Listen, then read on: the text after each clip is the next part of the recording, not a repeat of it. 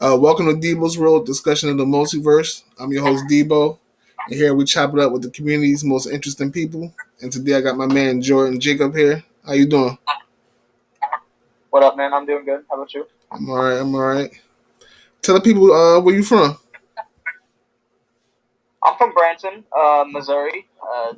It's a pretty big tourist attraction, one of the biggest ones in the country. But other than that, Missouri's not, people don't really know much about Missouri. But I live in one of the known parts of Missouri, Branson. Okay. Yeah, I know we had talked before, and you told me you was a Cardinals fan. I actually am. I'll be completely honest with you. I feel like this is the best time in NFL history, like, to be a Cardinals fan. I'm about to say it's about time y'all get back 13 years. Y'all get the brag now. Y'all finally got something going right now. But only the undefeated team so far. What y'all 6-0? Only undefeated team. But like this ain't no 2020 Steelers shit either though. Like, we're beating good teams and we're smashing them in the ground on the road. You know what I mean? I'm like a lot of people wasn't sold on Kyler Murray because of his size and shit. I'm like, but this year it seems like it's coming through, I guess. I'll be honest with you, he's one of the only 2 or 3 players on our entire team it seems like anybody is sold on. Like, nobody still seems sold on us at 6-0. You know what I mean? It's weird. It feels like it's just because we're a bad organization, or at least historically bad. Yeah, because y'all had a chance. Y'all went to the Super Bowl a few years ago. Y'all, kind of folded there, but I didn't take it as far as it was a bad team. It was a good game, but it was just, I don't know. I was rooting for Fitz though. I ain't gonna hold you. I'm like, he's been there forever. I know. I'll be honest with you. I think we're gonna sign him in the playoffs as a tight end or something. I think he hasn't retired or anything. He just doesn't have the urge to play. He doesn't he used to feel like he had to. You know what I mean? Because he needed to get that ring, or there was something that was missing. But I feel like finally he's realized, in his own heart and soul, and his fans have finally realized he doesn't need that ring. And finally he's been able to realize that he doesn't need to fight for it anymore. He can just quit. Okay. He can just be done. But I feel like since we're so damn good this year, the 1 year we don't have him, I feel like once we get to the playoffs, we're going to sign him or something. Just put him on the roster. He ain't really got to play. Just put him on the roster. Yeah. That way, if you don't really got to throw him in because that, chemistry is everything. If that shit rocking, don't fuck with it. Yeah. But if we even get close to the Super Bowl this year, he needs to be on the roster because that just wouldn't be fair. Yeah, definitely. Yeah. How you feel about the Zach Ertz signing? I'll be honest with you. I woke up, I was just sleeping, and I woke up, just picked up my phone, and it was just right there, right on my screen, my front screen. Woke up, dude. And you gotta understand, after losing a tight end with so much potential, like Max Williams, to a season-ending injury, and your team's on a roll, especially your offense, to get a guy like Zach Ertz, who's probably arguably top 12 tight end of all time. Yeah. You know what I mean? All time. I would have to think on it, but I don't know. I would have to think on it all the time, but because a lot of names come to mind, but he's up there. I just know that his tenure from 2016 to 2019 was just insane. You know what I mean? Yeah, he was good. I thought the Eagles got away from using him good. Definitely, and I just got to think it's really funny to me. Because he was literally one of the receivers that scored a touchdown the night before he was traded to us. He scored a touchdown against the Buccaneers, proving he still got the production. I don't know what the Eagles thinking then. I really don't. I love it. I also got to ask how. As a Cowboy fan, as a Cowboy fan, I love it. I'm like, yeah, keep on going with the dysfunction, keep fucking up. I'm loving it. Right. You know what I mean? I'm literally we pay a candy bar for everyone, man. You know what we got Zach Ertz for? Zach Ertz, probably going to become one of the best tight ends in the league again on Arizona. Maybe not the best, even close to the best, but top 6. You know what I mean? Yeah, a lot of teams don't really implement tight ends like that no more. Like that, they don't really. They use them more so. And he's really underrated in the blocking game as well, which we already have a really good offensive line. That's what's up.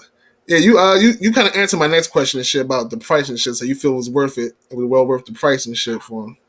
Oh my god, dude! We traded him a corner that hasn't played a snap, and a pick that we won't need. You know what I mean? Like I said, like every time we get somebody insane, like Zach Ertz, DeAndre Hopkins, you know, I feel like we pay nothing. Yeah, we paid nothing. But they do call him No Yak Zach. Are you worried about that?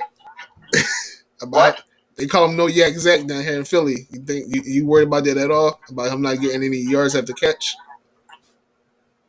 No, I realize, you know, you got to understand, he just played in a system that, like, I feel like Carson Wentz was really good at the beginning, and the injury completely stunted his potential. I'm not saying, I mean, I am going to kind of 100% say he doesn't have that potential again. So, I 100% believe it was 100% like quarterbacks. Nick Foles, like, he's a check down artist, you know, like, and these aren't deep ball throwers in Philadelphia. I tell people that too. I'm like, because I use Nelson Aguilar as an example. I'm like, he got away from that system, and he's low key. I want to say balling, but he's doing what a receiver. He's catching. He's doing touchdown. He's doing everything the Eagles wanted him to do while he was there. And I'll be completely honest with you. Like, I understand Philly fans don't like it, but be completely honest with me. Like, Jalen Hurts is all right. Like, I've seen a couple. I've seen some, you know, drifts of good direction with him, but not enough, you know. And then you could look at how badly Carson Wentz regressed. Like, it was probably the worst I've ever seen from a star player. Yeah, you know how badly he regressed. That was wild. He regressed. And then you look how badly Nick Foles regressed once he went to Chicago. Like, it was in a different system. Like, all these quarterbacks weren't good. You know what I mean? Like, be honest. What quarterback really could hit Zach Ertz in stride like Kyler Murray can?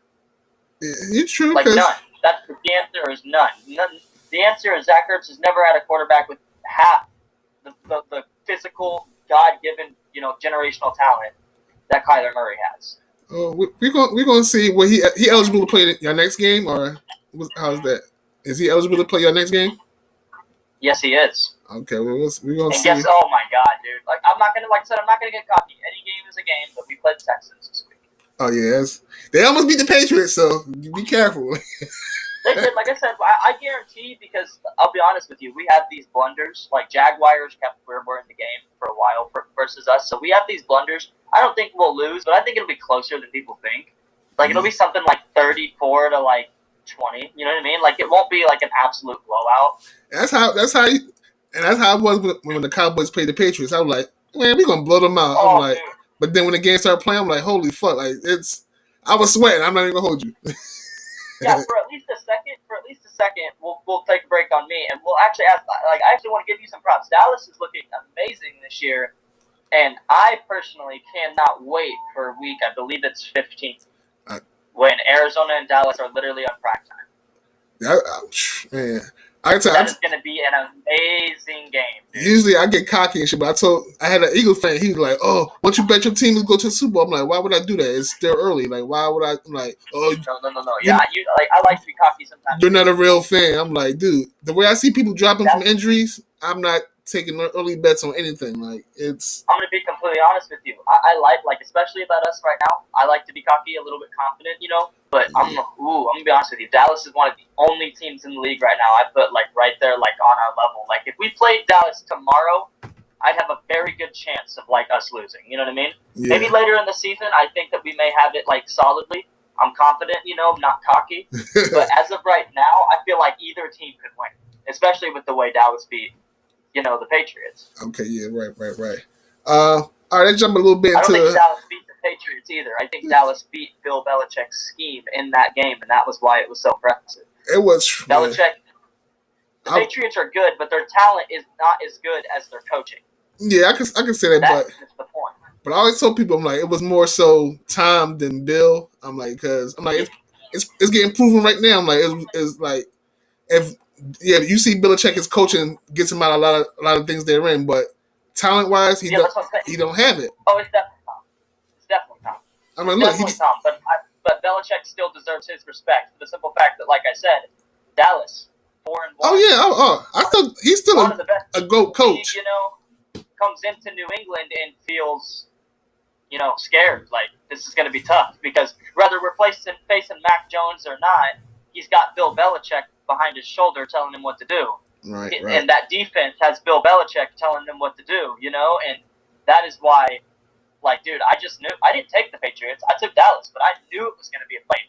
And I know that any given game in Gillette Stadium is going to be hard to win. Any game, especially if you're a good team. You know what I mean? If you're a good team, that is when Belichick stays up day and night before the game, making sure his defense is ready for you. You know what I mean? Right. All right. I mean, he'll drop one against a terrible team. Yeah, he might, because who they played? They played, I forgot who they coming up next, but the only reason I was so into it, because I got Jamal, he was talking smack before the game, like, yeah, we about to smoke y'all. I'm like, when he said that, I'm like, man, we're going to blow y'all out. But when the game got there, I'm like, holy shit. I'm not going to lie. I'm like, man, we can lose this game. Like, we can legit lose this game. I'm like, if this was last year, I would automatically say, you know what, this is the type of game we would lose. But seeing as we came out the way we came out, I'm like, maybe they turned a new page. Like, I don't know if this dad got chip on his shoulder or something, because he's like, it was a great win. I ain't gonna hold you. It was like I'll be honest with you. It was a great win. You got to feel on top of the world to be a Dallas fan, considering you guys are 5-1 right now. And if it wasn't for that Tom Brady second. No, yeah, if it wasn't for a field goal as time expires to the Super Bowl, 6-0. reigning Super Bowl champions, you guys would be 6-0. You guys are a very good football team. You also have beat very good teams. I tell people, I'm like, the Panthers were 3-0. Y'all were 3-0. No, 2-1, and people thought it was close. You guys beat. And they've been in a downward spiral since. Yeah, exactly. You know what I mean? Like, they've been in a downward spiral since they faced Dallas. That's right. I'll be honest with you. Another thing, I watch a lot of Colin Cowherd, so if there was like a where was I right wrong, I was right about Ezekiel Elliott, dude. I've told people the guy is still who he is. And I told people that too. They're like, they should let him go and stick with Pollard. I'm like, why? He's washed. He's the new Eddie Lacy. I'm like, dude, okay.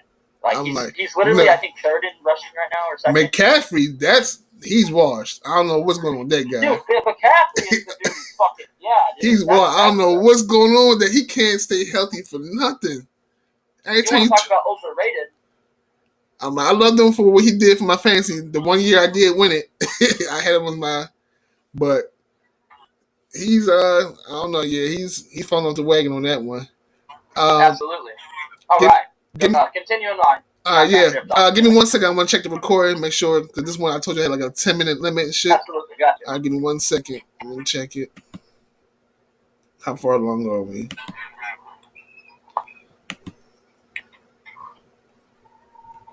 All right. As far as the community, do you feel you were misunderstood a lot of the times? I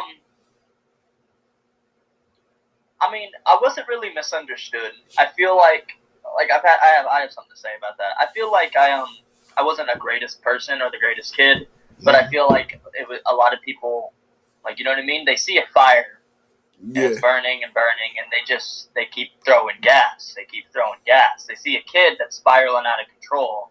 You know what I mean? And a lot of people tried to help me, but like it was just I was, I was young, so it was hard to block out all the outside noise of the few people trying to help me and all the people telling me I was this, I was that. You know what I mean? Yeah. So like, I don't feel like I was misunderstood. No, I feel like it was just handled very badly, and it was a bunch of clashing personalities, and because it was a bullying situation for sure. That was my next point. I didn't help myself. That was my next point. You jumped into. I was about to say you think you was an easy target. You think you was an easy target. You used the. I think I was absolutely an easy target, but I also think I brought a lot of that targeting on myself. Like I said, I was an easy target, but I made myself easier by the day. I kept, like, you know what I mean? Like, it's really, I'm not going to, like, compare myself to that, but it's really hard, you know what I mean, to not hate Hitler. You know what I mean? Yeah. It's really hard to not target Hitler when, when there's Hitler and a bunch of random people around that call people bitches. You know what I mean? Like, right. But then there's Hitler. Like, what I mean by that is, yeah, there was a bunch of people around insulting each other, but then there's me who's causing the most turmoil in the community. Right, and it's all stemming, maybe not because of me, but from me, like something that has to do with me. You know what I mean? So it's like a virus. Yeah, that's what's up. Because that just show you growing a lot. Because I mean, you're older now. You're an adult now, and for you to, take that blame and say you had a part in it. I mean, I just show you grown up and shit. Like I said, it's hard to not want to dispose of the virus, when it's affecting everything else, I guess. Right. And you also touched on a few people that was out there like trying to help you and shit during that time. You want to drop a couple names and shit? Maybe let them know you appreciate it. Yeah. Aaron Helford. He's a big one. I know a lot of people have a very mixed opinion on him, but he just never stopped trying. I mean, he was a huge asshole at times, and he'll tell you that himself. But it was also because of it was also because he got really, really fed up. And to be honest with you, now that I'm an adult, I kind of think if I just had a 16-year-old kid in my inbox all the time wanting like life advice, I'd just tell him to go the fuck away. You know what I mean? So Aaron was a lot nicer than I would be. Right. So at that time, I think about the times that Aaron was a dick, and then I'm like, man, dude, I was a 16-year-old in this grown man's inbox, and I just wouldn't get out of it. So then I kind of step back and I go, well, you know what? Maybe he's actually a pretty good guy because he actually stuck around and he cared. Right. And so him obviously, and then David is another big one. He's a guy that you could always go to for advice. He's a guy that you could always go to. Shout out to the All-Father. Yeah, like I said, he's an All-Father. So he's someone that door's always open. You know what I mean? Inbox is always open. And he always helped me through anything I need. And he was a big part of any type of happiness I did have in the community. That's what's up. Said Torah Paz is one of my best friends in the community. Will always will be. I got a question about that guy. How you say his name? Because is his name Saeed or is it? Because it's spelled Saeed. Yeah. Okay. All right. I told him on video chat one time. Yeah, his name's Saeed, but I told him on video chat one time. I said, no, I don't like that. I'm always going to call you Seth. In my head, that's what I call him. Like you're said. Like I'm like your name is Said. I don't like Saeed. I don't know what that means. I said Said. Your name is Said. I read it as Saeed, but my eyes looking like that's sad. Like that's like. Just the same way with Ha. I'm like, I had to ask Roland, like, is it Ha or Jaja? Like, because in my eyes, it's Ha. Like, like some people I gotta ask you, like, because in my eyes, it looked different to me. Like, right, how you was, like, you're saying in my eyes, like, but I know it's Saeed, like. Yeah. See, and then, like I said, people also got to understand when I drop this list of names, like you just asked for, there's going to be nothing but controversial names. You got to know this is Jordan Olson. You know what I mean? Like only controversial names. Like people that y'all hated, I liked. People that I liked, y'all hated. Like you know what I mean? That's crazy. Malcolm is another one that is on my list. I do want to get Malcolm on here. So you listen to Malcolm? Pick up your inbox, dude. I talked to Malcolm. Like I'll be honest with you, Malcolm tries to reach out to me. Like I need to talk to Malcolm more. Me and him are personal friends. You know what I mean? Like we haven't actually met, but he wants to meet and hang out and shit. So, he wants me to meet his family and stuff like that. Y'all from the same area? No, we're not. But when I was doing sales and stuff, and I was selling timeshare, he kept really wanting me to get him a Branson vacation so he could bring his family and I could meet him. So I was like, all right. And then there was a time where I was really down bad, had nowhere to go, nowhere to go. And he one time offered me to live in his garage with his family, and live in his garage. Build a room for me and stuff while I was getting up on my feet. He's a good guy, you know what I mean? Yeah, I remember them times you was going through your little struggles and shit. I may not have reached out a lot and shit, but I did. I mean, I felt for it. I wasn't the one, that jumped in on the bashing and shit. You was a kid at the time, so I kind of understood where you were coming from. It's a lot of times it's just damn, they just gonna keep jumping on this kid. But right. Like you said, you said you had a part in it, so I'm like, I seen that part too. That's what I'm like, but to just keep jumping on was, it kind of got old at the time. Right. You see, like I said, I'm going to be honest with you. It felt good to get out of the community when I was young, not even, recently, but mostly when I was young, specifically because not only did I feel like I was making my life better, but I feel like I was making y'all's, It got to the point to where I know the community wasn't that toxic when I got there, you know what I mean? And not to mention, like, the private debating and stuff, that shit, like, began when I started coming in when it was beginning, you know what I mean? Like, it wasn't, like, a thing for like a long time before me. Like, I was there when it was beginning, like, to become championships and all that. Like, I was there. That's why I wanted to get you in here. I'm like, I had another thought. Like, this season is going to be like some of the older people where like the people that's here now may not know about, and they may hear stories about, and like, so I probably focus this season. I may be young, but I'm seen as a vet. You know what I mean? Older in the community, yeah.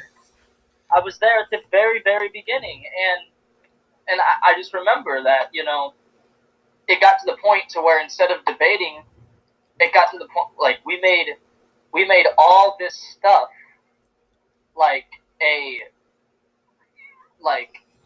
made all this stuff a toxic, drama-filled, just circle of fuck shit. You know what I mean? That's what we did. So it got to the point to where every debater woke up every day, and they didn't go to their phone to debate. They went to their phone to see who they could jump on. Yeah. Who got jumped on? What post was made today? Like, what beef is going on? Like, what's the new drama? You know what I mean? It was a TV show. It was a new TV show. Like, every day was another episode. You know what I mean? Yeah. And it got to the point to where it wasn't debating anymore. It was literally, like Aaron would say, it was just a bunch of bitch fest every day. Everybody would go to their phone and scroll to see what was going on. It wasn't who could win this, who could win that. You're right. It was who was roasting or who was talking shit about this person or whatever. You know what I mean? You're right, because you wasn't the only one that stepped away. David had stepped away for a little while too and shit. So I'm like, so you wasn't the only person that seen the toxicity. So like I said, I left. I removed myself, and I figured that would make people's lives better instead of like constantly going to look for me and stuff like that. It stayed the same. It wasn't you. Like, the same type of shit kept happening. Like, I never left, but so I can say that it never really changed for the greater good. I don't care. So, sorry, my buddy just walked in. But that's good. We can continue. That's all good. For another thing, for us community, who would you say your most memorable match was against? Give me 1 second. I'll be back. I got you. You can turn on the PS4 then. Sorry, hooked up. Give me 1 second. Memorable? Well, I'll be honest with you. Can it be one that was never judged? Yeah, it's cool. Yeah. My most memorable is actually my most recent one that was never judged. Another one of the reasons I left, to be honest with you, is because stuff doesn't get judged and nothing's important anymore. You know? People didn't appreciate us. It was with Jaja. Jaja 8. I call him Jaja. We had a good one in Nerds That Conquer. And it never got judged. It was probably the best I've ever had. Never got judged. Kept getting told it was going to get judged. People kept commenting they were going to judge it. And it never got judged. That's crazy. That's definitely cool. The major groups, which one you felt was like more home to you?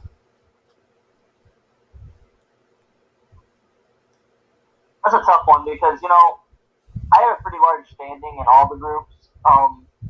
Obviously my own, which were flops, but all the major ones, the one that I felt like most, I feel like my answer is kind of all three because I had a home in all three for a while. Like with Logical Death Battles, LDB.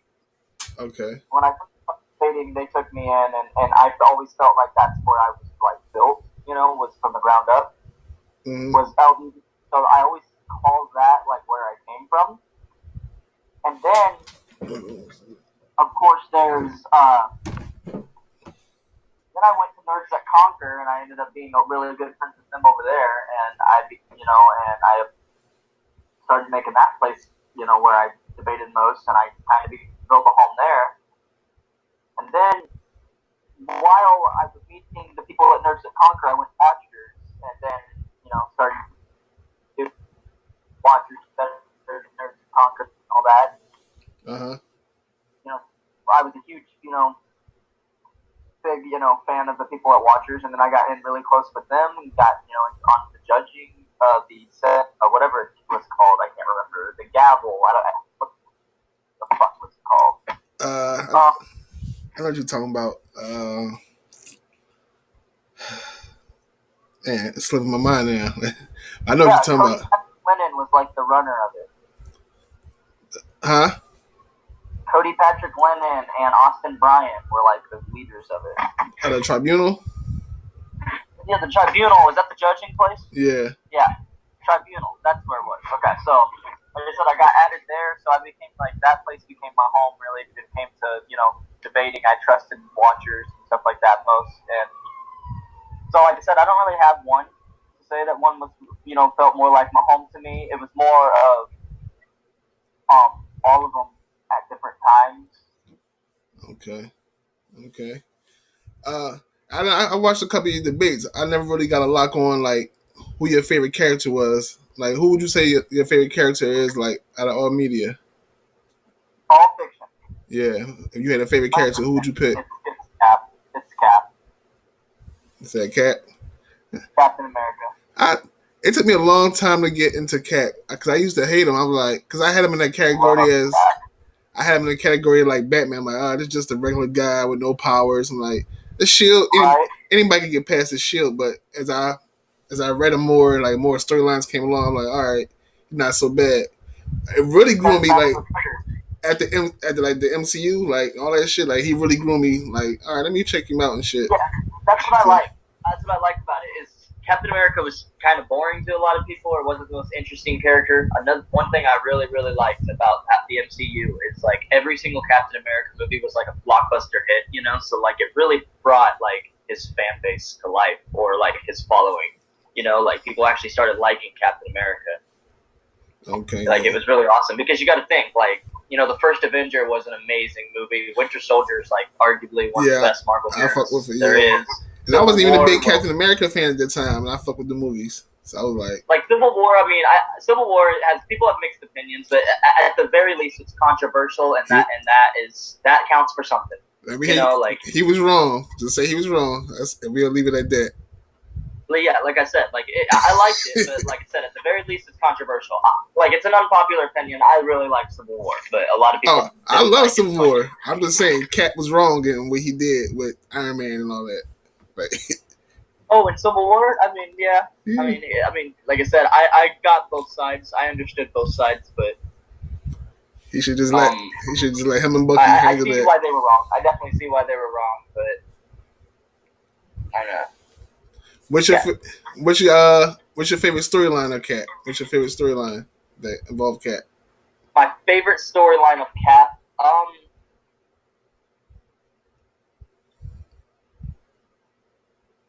it's got to be the Winter Soldier storyline. Like we're going classic. We're going, you know what I mean? The very first storyline. I like how many times it's been done over. Like I love how many times it's been done over. I like how many different authors have put time into writing different art for it and stuff like that. Like the storyline of where he finds out Bucky is Winter Soldier and everything, and it's an amazing storyline. Right. Bet. Yeah, that's got to be my favorite one. All right, I'm gonna do a circle back to and I know when you first came into all this, you was a little kid and shit. Now that you're older and you came back for a little bit, how you think? Do you think it changed, or you think it's still the same from what you've seen? Well, that's kind of what I was trying to tell you earlier was that that's the reason that I left this last time. Like that's the reason I don't debate right now. I will at the very most I just look at threads, make a comment here and there. But I noticed that I changed and the community didn't. That's what I noticed. I came back and I'll be honest with you, I'm not going to name names, but I would be so mellow. I'd be so chill and just be like, you know what, let's, talk about some characters or something. And then immediately, someone tried to rip my head off, verbally. You know what I mean? And I'm just like, holy crap, man. You need to calm down, dude. It's like, no, you're a piece of fucking shit. You know what I mean? Just dude, holy, what the hell? And then like I said, there's just like I had multiple times, and it wasn't even bad. Like where during character like discussions, people would like come at me personally and like PM or something like that, and I'm like, dude, okay, that's like the third time you've attacked me personally over this character. So like I'm a grown man. I don't want to do this. You know what I mean? Like I don't. I feel you. That's what's up. That's like, what's up. At some point, you just like are tired of being insulted over fiction. You know what I mean? You're just like, what the heck, dude? Like, right.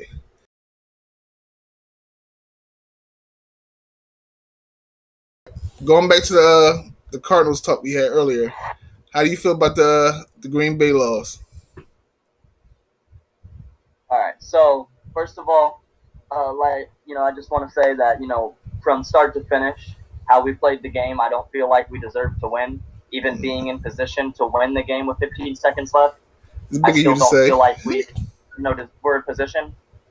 Green Bay, they fired on all four cylinders, pretty much all four quarters. They played a lights out game.